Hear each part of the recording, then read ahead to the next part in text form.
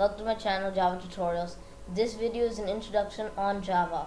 Before we can start, let me tell you what's Java. Java is an independent based programming language. It comes 60% from the C language syntax, 30% C, then 30% C++. So 30 plus 30, 60, and then there's a remainder of, there's a leftover is 40.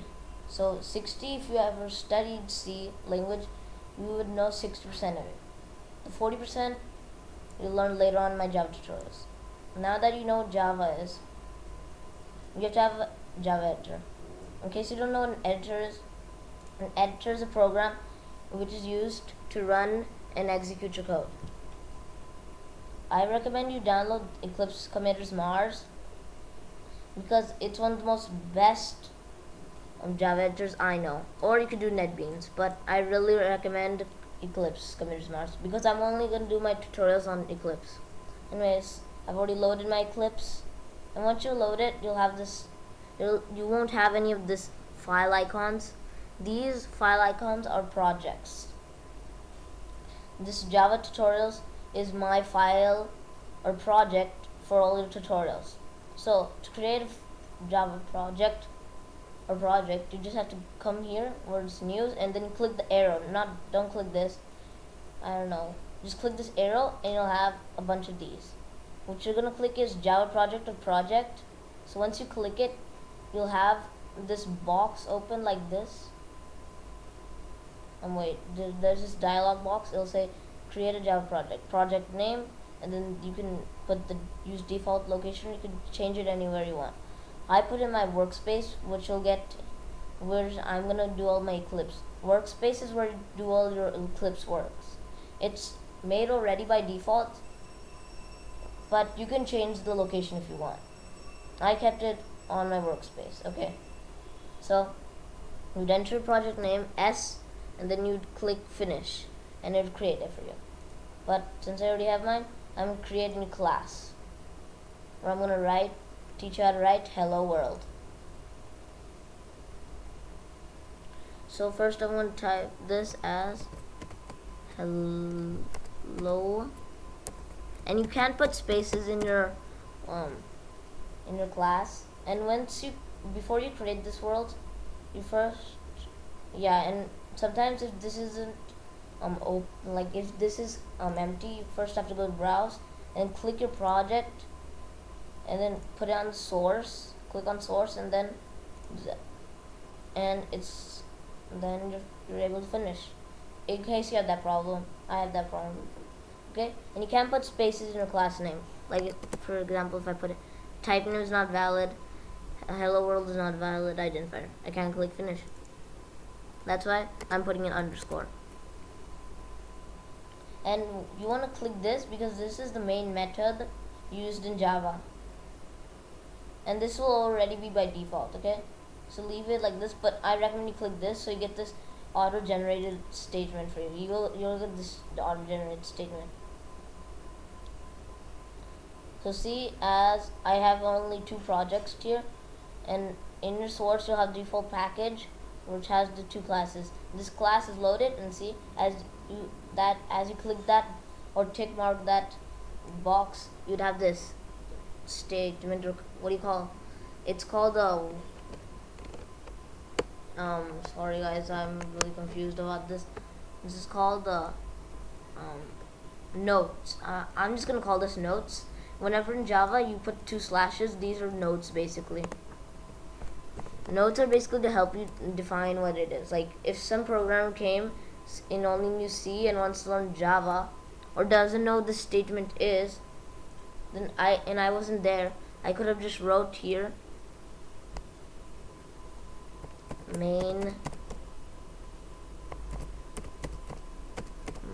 method. The reason you have to put slashes is because if I put for statement, put this, it's gonna be confused and put this. See, look, 4, this is gonna come, that's why you have to put this.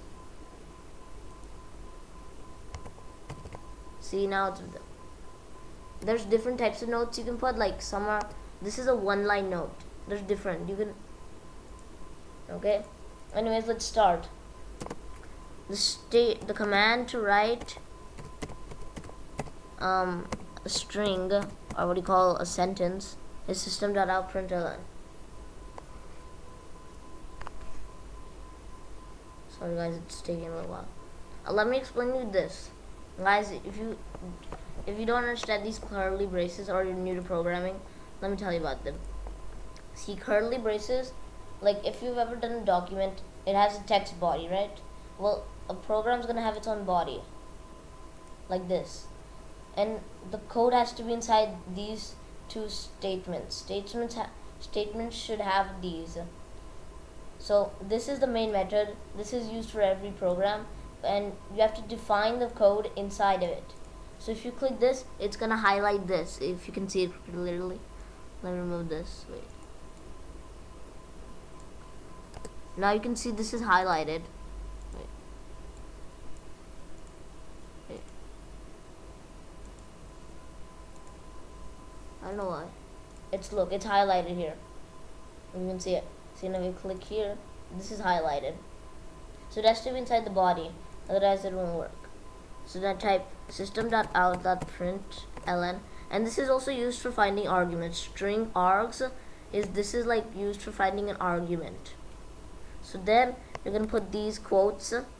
You have to put the quotes, otherwise it will only print a variable, which you can watch in my other videos what a variable is. Otherwise you'll think it's a variable. Like if I put, for example, if I don't put the quotes and type D, and I want to print D, it's gonna run and it's gonna get an error.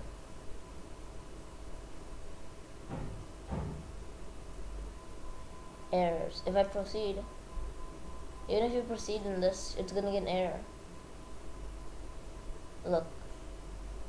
Oh, I forgot this also. And look, D cannot be resolved to a variable.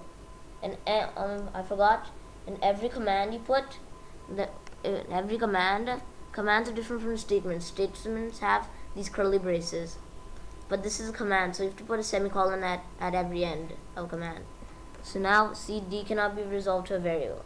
It thinks it's a variable, and when it tries to find the D variable, it's not there. So I'm gonna have to put quotes. Now if I run it, it shouldn't get any errors, and it should print D. Now you can put anything in this text field. Say for example, if I want to type hello world and run it, it works.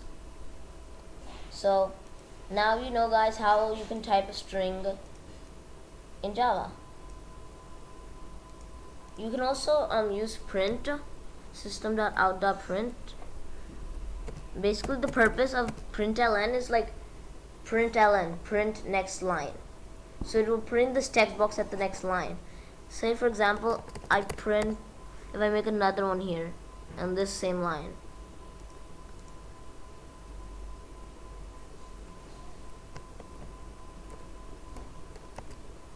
system dot out dot print string s. Now let me type here hi and the ending braces. So it's gonna print it on the same way.